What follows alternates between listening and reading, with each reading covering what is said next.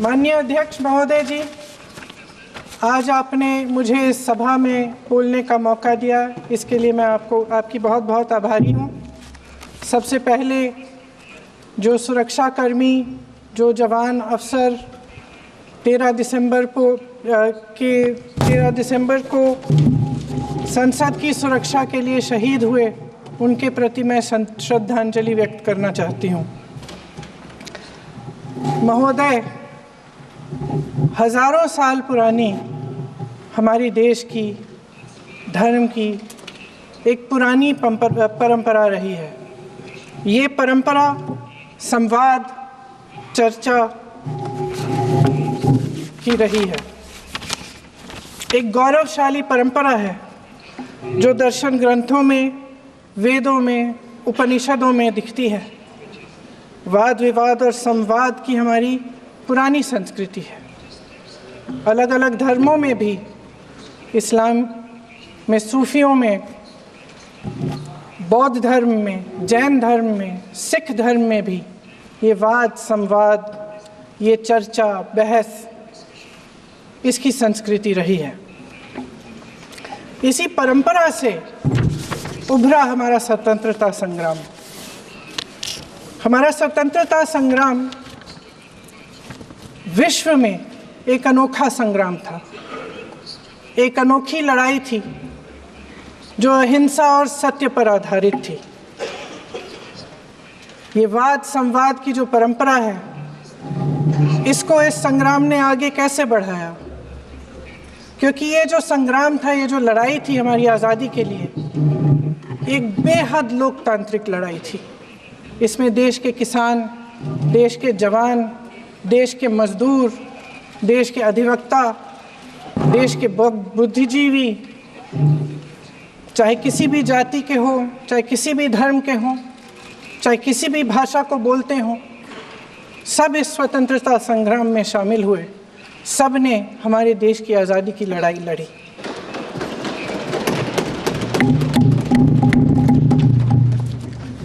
और उसी आज़ादी की लड़ाई से एक आवाज़ उभरी जो हमारी देश की आवाज़ थी।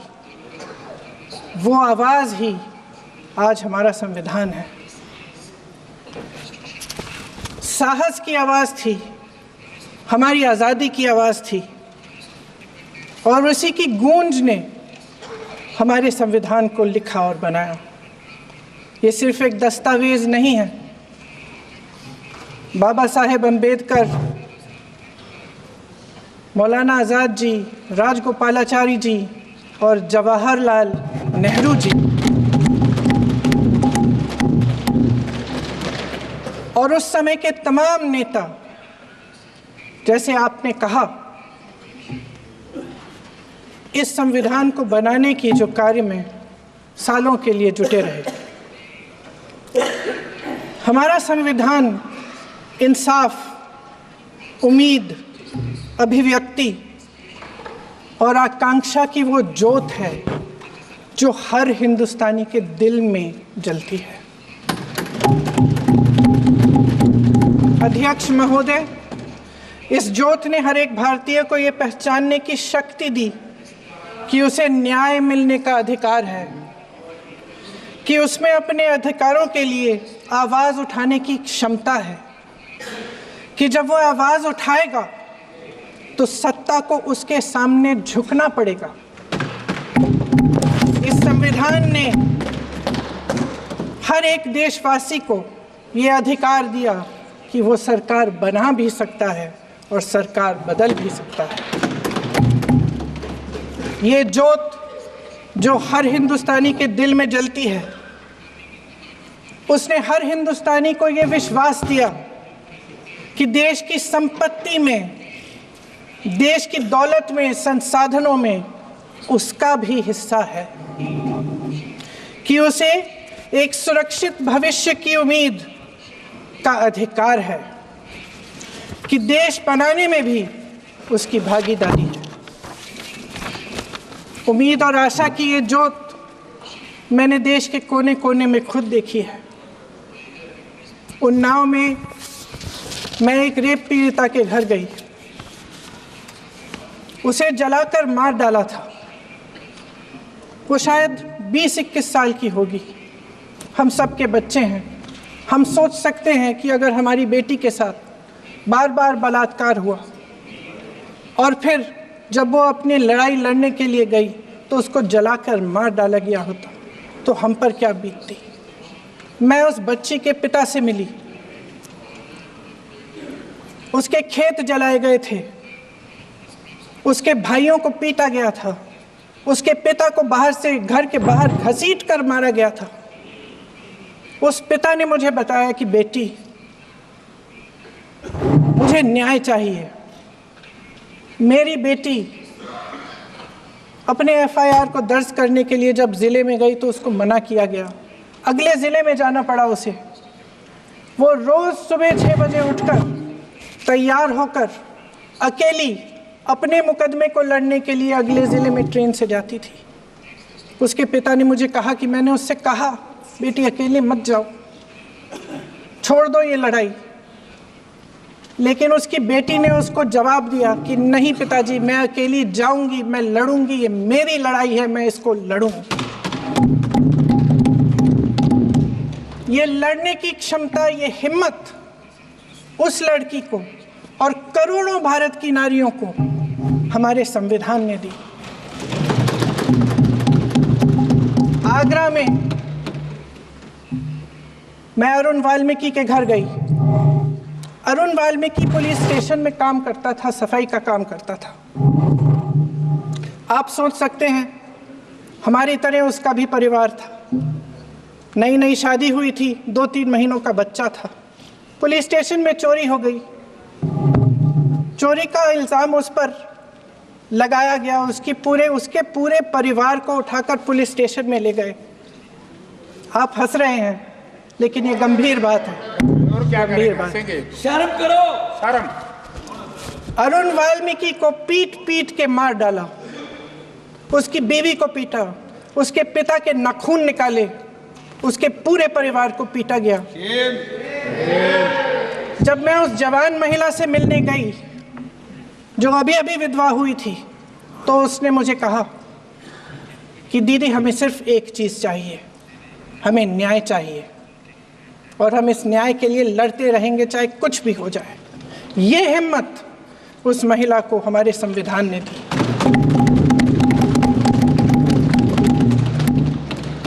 संभल के कुछ लोग आए थे हमसे मिलने जो मृतकों के परिवार के सदस्य थे। उसमें 2 बच्चे थे, अदनान और उज़ैर। अब सुनिए, उसमें 2 बच्चे थे, अदनान और उज़ैर। एक बच्चा मेरे बच्चे की उम्र का है, दूसरा उससे छोटा 17 साल का है। दर्जी के बेटे थे। दर्जी का एक ही सपना था कि वो अपने बेटों को पढ़ाएगा, लिखाएगा। एक बेटा डॉक्टर बनेगा, एक बेटा भी सफल होगा अपनी दूसरा बेटा भी अपने जीवन में सफल होगा। उनके पिताजी हर रोज़ उनको स्कूल छोड़ते थे। उस दिन भी स्कूल छोड़ने के बाद अपनी दुकान में चले गए। उन्हें पता नहीं था कि विवाद हो रहा है। उन्होंने भीड़ देखी, घर आने की कोशिश की तो पुलिस ने गोली से मार डाला। वो 17 साल का बच्चा अदनान मुझसे कहता है, वो 17 साल का बच्चा अदनान मुझसे कहता है कि मैं बड़ा होकर डॉक्टर बन के दिखाऊंगा, मैं अपने पिता का सपना साकार करूंगा। ये सपना, ये आशा उसके दिल में हमारे संविधान ने डाली। अध्यक्ष महोदय, हमारे देश के करोड़ों देशवासियों के संघर्ष में, अपने अधिकारों की पहचान में, इनकी कठिन से कठिन परिस्थितियों से लड़ने की अपार हिम्मत में और देश से न्याय की अपेक्षा में हमारे संविधान की ज्योत जल रही है। मैंने हमारे संविधान की ज्योत को जलते हुए देखा है और इसके साथ साथ ये भी समझा है कि हमारा संविधान एक सुरक्षा कवच है। एक ऐसा सुरक्षा कवच है जो देशवासियों को सुरक्षित रखता है, न्याय का कवच है, एकता का कवच है और अभिव्यक्ति की आज़ादी का कवच है। दुख की बात यह है कि मेरे सत्ता पक्ष के साथी जो बहुत बड़ी बड़ी बातें करते हैं, इन्होंने इन 10 सालों में ये सुरक्षा कवच, सत्ता पक्ष के मेरे साथियों ने ये सुरक्षा कवच तोड़ने का पूरा प्रयास किया है। संविधान में सामाजिक, आर्थिक और राजनीतिक न्याय का वादा है। ये वादा एक सुरक्षा कवच है जिसको तोड़ने का काम शुरू हो चुका है। लैटरल एंट्री और निजीकरण के जरिए ये सरकार आरक्षण को कमजोर करने का काम कर रही है। अगर लोकसभा में ये नतीजे नहीं आए होते तो ये संविधान बदलने का काम भी शुरू कर लेते। सच्चाई ये है अध्यक्ष महोदय कि आज संविधान बार बार इसलिए कह रहे हैं क्योंकि इस चुनाव में इनको पता चल गया कि इस देश की जनता ही इस संविधान को सुरक्षित रखेगी, कि इस चुनाव में हारते जीतने से इन्हें एहसास हुआ कि ये संविधान बदलने की बात इस देश में नहीं चलेगी। आज जनता की मांग है कि जाति जनगणना हो। सत्ता पक्ष के मेरे साथी ने इसका जिक्र किया। ये जिक्र भी आज इसलिए हो रहा है क्योंकि चुनाव में ये नतीजे आए। ये जाति जनगणना इसलिए जरूरी है ताकि हमें पता चले कि किसकी क्या स्थिति है और नीतियां उस हिसाब से बने। इनकी गंभीरता का प्रमाण ये है कि जब चुनाव में पूरे विपक्ष ने जोरदार आवाज उठाई कि ये जाति जनगणना होनी चाहिए, तो इनका जवाब देखिए। इनका जवाब भैंस चुरा लेंगे, मंगलसूत्र चुरा लेंगे, इनका ये जवाब था। ये गंभीरता है इनकी जाति जनगणना पर।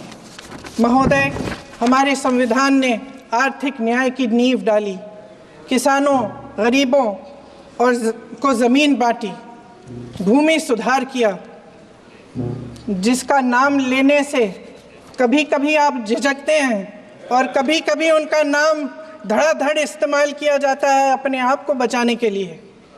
उन्होंने HAL, BHEL, SAL, GAIL, ONGC, NTPC, railways, IIT, IIM, oil refineries, तमाम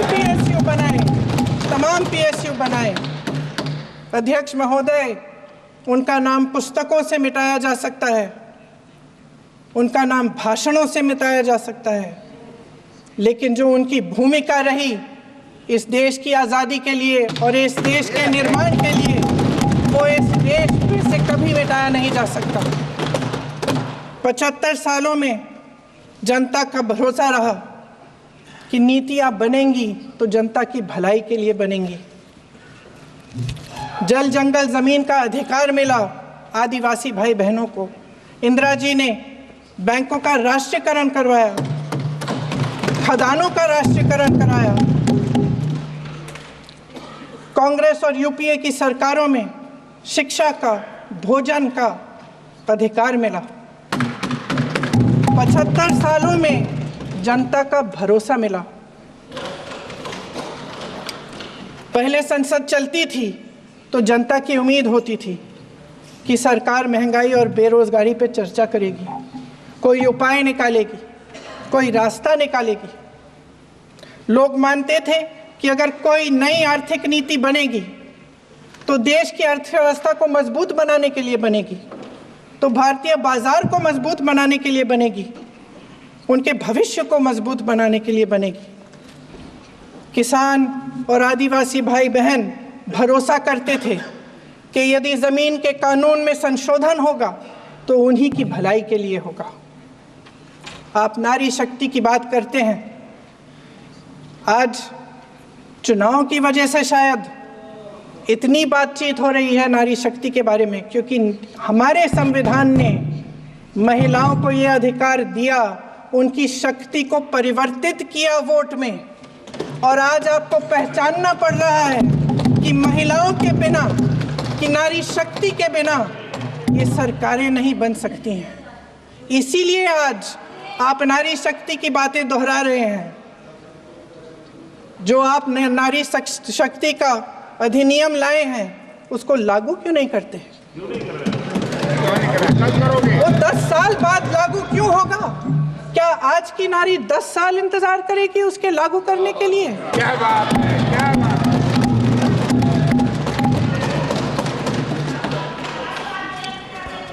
आज संसद में बैठे हुए सत्ता पक्ष के मेरे साथी ज्यादा से ज्यादा अतीत की बातें करते हैं।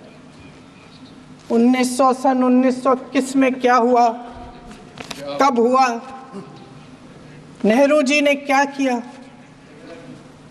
अरे वर्तमान की बात करिए, देश को बताइए आप क्या कर रहे हैं, आपकी जिम्मेदारी क्या है? कि सारी जिम्मेदारी जवाहरलाल नेहरू की है। अध्यक्ष महोदय जी, ये सरकार आर्थिक न्याय का सुरक्षा कवच तोड़ रही है। आज संसद में बैठी ये सरकार बेरोजगारी और महंगाई से जूझ रही हमारी जनता को क्या राहत दे रही है? कृषि के कानून भी बड़े बड़े उद्योगपतियों के लिए बन रहे हैं। सही एमएसपी को छोड़िए, डीएपी तक नहीं मिल रहा है।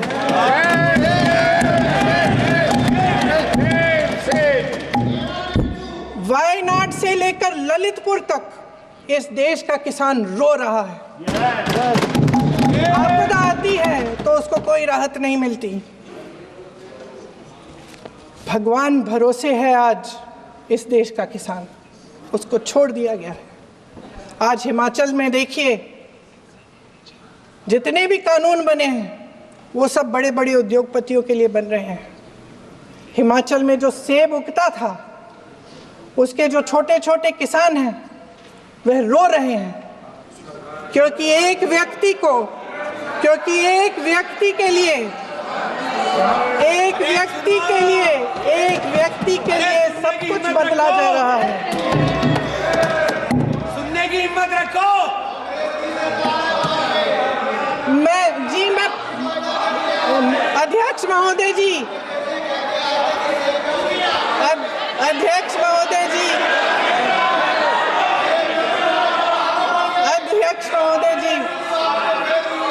अध्यक्ष महोदय जी, अडानी जी को सारे कोल्ड स्टोरेज प्रदेश की सरकार ने नहीं दिए।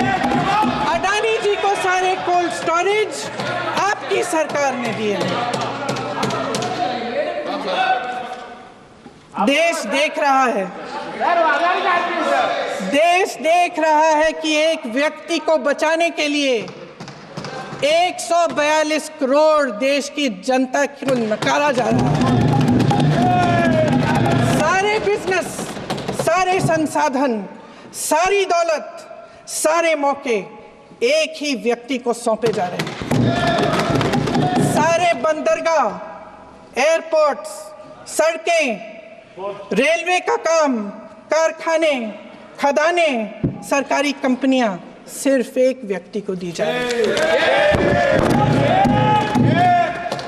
जनता के मन में हमेशा ये विश्वास होता था कि अगर कुछ नहीं है तो संविधान हमारी सुरक्षा करेगा, मगर आज आम लोगों के बीच ये धारणा बनती चली जा रही है कि सरकार सिर्फ अडानी जी के मुनाफे के लिए चल रही है।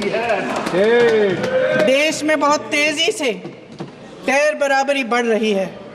जो गरीब है वो और गरीब हो रहा है, जो अमीर है वो और अमीर हो रहा है। इस सरकार ने आर्थिक न्याय की भी सुरक्षा कवच तोड़ दिया है। राजनीतिक न्याय की जब बात होती है, मेरे सत्ता पक्ष के साथी आज खड़े हुए और तमाम गिनती करने लग गए कि ऐसा हुआ वैसा हुआ, 1975 में जो हुआ। तो सीख लीजिए ना, आप भी सीख लीजिए। आप भी अपनी गलतियों के लिए माफी मांग लीजिए। आप भी बैलेट पे चुनाव कर लीजिए। दूध का दूध पानी का पानी हो जाएगा। आप राजनीतिक न्याय की बात करते हैं, सरकारों को पैसों के बल पर गिरा देते हैं।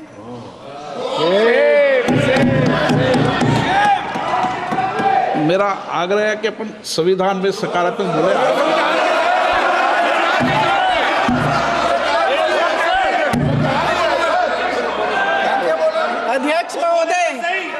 अध्यक्ष महोदय, सत्ता पक्ष के हमारे साथी ने एक उदाहरण दिया उत्तर प्रदेश की सरकार का, तो मैं भी एक उदाहरण दे देती हूँ महाराष्ट्र की सरकार का। मैं भी एक उदाहरण दे देती हूँ हिमाचल की सरकार को तोड़ने की कोशिश किसने की, पैसों के बल पे की, गोवा की सरकार। तमाम उदाहरण है। राजस्थान की क्या ये सरकारें जनता ने नहीं चुनी थी? क्या संविधान इन पर लागू नहीं था? पूरी देश की जनता जानती है कि इनका हंसती है, जानती है कि इनके यहाँ तो वॉशिंग मशीन है।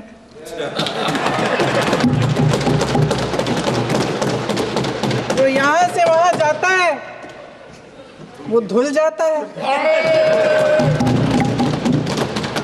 इस तरफ दाग, उस तरफ स्वच्छता। और मेरे कई ऐसे साथी हैं जो इस तरफ होते थे उस तरफ चले गए, मुझे दिख भी रहे हैं, वॉशिंग मशीन में शायद धुल गए हैं।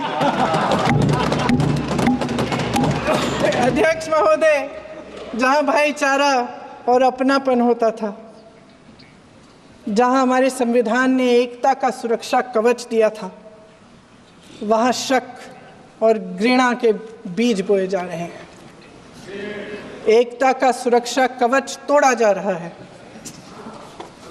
प्रधानमंत्री जी यहाँ सदन में संविधान की किताब को यूं माथे से लगाते हैं, लेकिन संभल में, हाथरस में, मणिपुर में जब न्याय की गुहार आती है, उठती है, तो उनके माथे पे शिकन तक नहीं आता।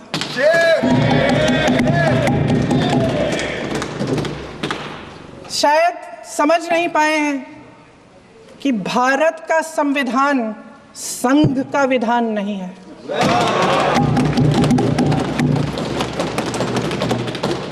भारत के संविधान ने हमें एकता दी, हमें आपसी प्रेम दिया। उस मोहब्बत की दुकान जिस पर आपको हंसी आती है, उसके साथ करोड़ों देशवासी चले। करोड़ों देशवासियों के दिल में एक दूसरे के लिए प्रेम है, घृणा नहीं है।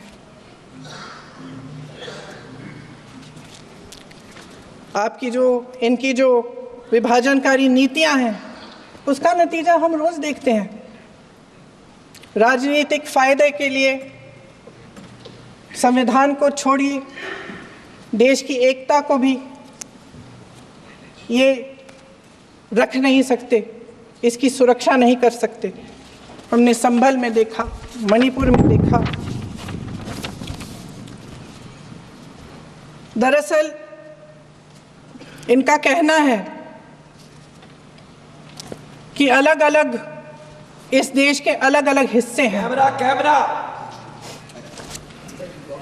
लेकिन हमारा संविधान कहता है कि ये देश एक है और ये देश एक रहेगा।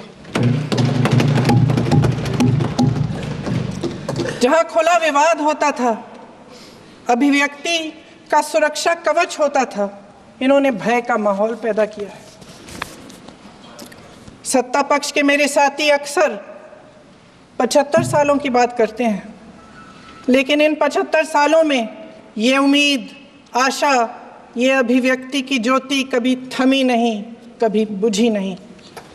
इस देश की जनता ने खुलकर आलोचना की, निडर होकर धरने किए, प्रदर्शन किए। जब जब जनता नाराज हुई, तब तब सत्ता को ललकारा, उसे चेतावनी दी, बड़े से बड़े नेताओं को कटघरे में खड़ा किया, उनसे जवाब मांगा, न्याय मांगा। इस देश के छोटे छोटे से नुक्कड़ की दुकानों में, चाय की दुकानों में, इस देश के घरों में, गलियों में, मोहल्लों में, अखबारों में, प्रकाशन घरों में, न्यायपालिकाओं में चर्चा कभी बंद नहीं हुई। लेकिन आज ये माहौल नहीं है। आज जनता को सच बोलने से डराया जाता है, धमकाया जाता है। पत्रकार हो या विपक्ष का नेता हो या किसी यूनिवर्सिटी का प्रोफेसर हो, छात्र संघ हो या कर्मचारियों का संगठन हो, सबका मुंह बंद कराया जाता है। किसी पे ईडी, किसी पे सीबीआई, किसी पे इनकम टैक्स, फर्जी मुकदमे लगवाए जाते हैं, जेल में डाल दिया जाता है। विपक्षी नेताओं को जेल में डाल दिया जाता है, उनको सताया जाता है। किसी को नहीं छोड़ा इस सरकार ने। देशद्रोही कह के उत्तर प्रदेश में मुझे याद है कुछ अध्यापिकाएं प्रदर्शन कर रही थी, उन पर मुकदमा डाल दिया देशद्रोही का, उन्हें देशद्रोही कह दिया। इन्होंने देश का पूरा माहौल भय से भर दिया है। इनकी मीडिया की मशीन झूठ फैलाती है, तरह तरह के आरोप लगाती है, और शायद वह भी भय में ही है। महोदय, मैं इस सदन को याद दिलाना चाहती हूँ कि ऐसा डर का माहौल देश में अंग्रेजों के राज में था। जब इस तरफ बैठे हुए गांधी की विचारधारा वाले लोग आज़ादी की लड़ाई लड़ रहे थे और उस तरफ वाली विचारधारा वाले लोग भय में रहकर अंग्रेजों के साथ साठ-गांठ कर रहे थे। लेकिन अध्यक्ष महोदय, भय का भी अपना स्वभाव होता है। भय फैलाने वाले हमेशा भय का खुद शिकार बन जाते हैं। ये प्रकृति का नियम है। आज इनकी भी यही हालत हो गई है। भय फैलाने के इतने आदी हो गए हैं कि खुद भय में रहने वाले हैं। चर्चा से डरते हैं, आलोचना से घबराते हैं। कई दिनों से हम मांग रहे हैं कि चर्चा करिए, लेकिन चर्चा करने की हिम्मत ही नहीं है।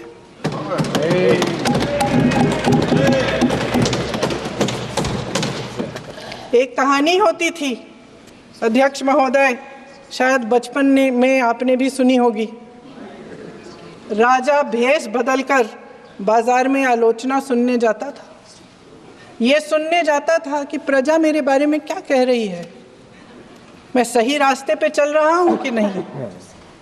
लेकिन आज का राजा, भेष तो बदलते हैं आज के राजा, शौक तो है उनको भेष बदलने का, लेकिन न जनता के बीच जाने की हिम्मत है और न आलोचना सुनने की।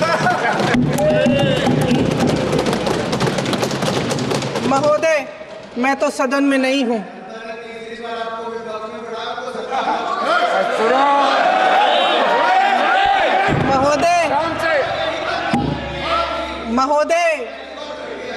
महोदय, जनता में बहुत विवेक है, ये सही है।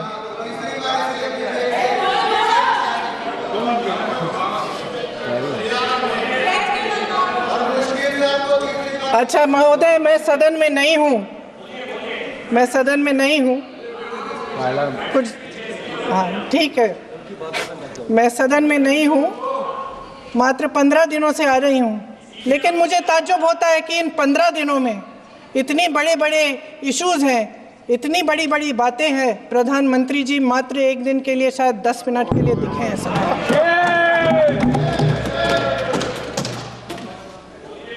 बात यह है अध्यक्ष महोदय जी कि ये देश भय से नहीं, साहस और संघर्ष से बना है। इसको बनाने वाले देश के किसान, जवान, देश के करोड़ों मजदूर और गरीब जनता है। संविधान इनको साहस देता है। मेहनती मिडिल क्लास है। और इस देश के जो करोड़ों देशवासी हैं, जो रोजाना भयंकर परिस्थितियों का सामना करते हैं, उनको साहस देता है। वायनाड में जो आपदा आई, उसमें एक छोटा लड़का था 17 साल का। 6 घंटों के लिए उसने अपनी माँ को बचाने की कोशिश की। 6 घंटों के लिए आप सोच सकते हैं कि अगर नदी की धारा बह रही है, नाराज है, आप अपनी माँ को पकड़े हो, 6 घंटों के लिए पकड़े रखते हो कि मेरी माँ बच जाएगी, और अंत में वो माँ भी बह जाती है। उस लड़के का साहस, उन महिलाओं का साहस जो पीड़ित हैं लेकिन फिर भी अपनी लड़ाई लड़ रहे हैं, उन संभल के बच्चों का साहस जिनके पिताजी अभी अभी गुजर गए लेकिन फिर भी उनके सपनों को साकार करने की हिम्मत है, उनका साहस है, वो साहस इस संविधान ने दिया है।